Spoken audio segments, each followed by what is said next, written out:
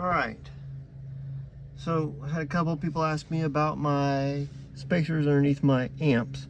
I have a 2022 Ri230. This is the factory amp setup.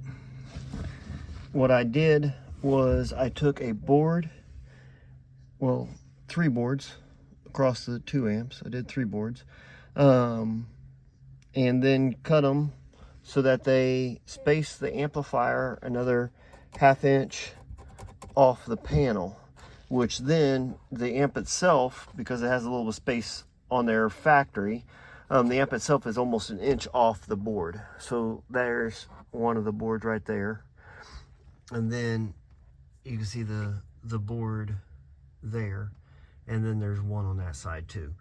But what that does is that gets a decent amount of space back here on the heat sink, because the heat sink's on the back side of these amps, for air to flow.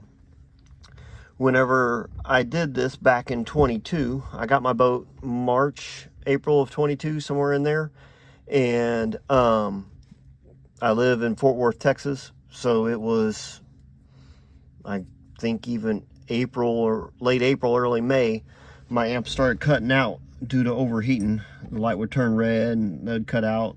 I have to open this locker and let air in to keep them from shutting off.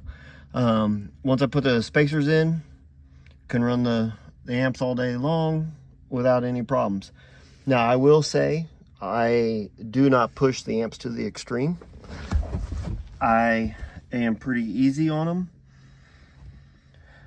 but I haven't had them cut off since. So that's kind of, there it is again. I'll show you again. There's your spacer.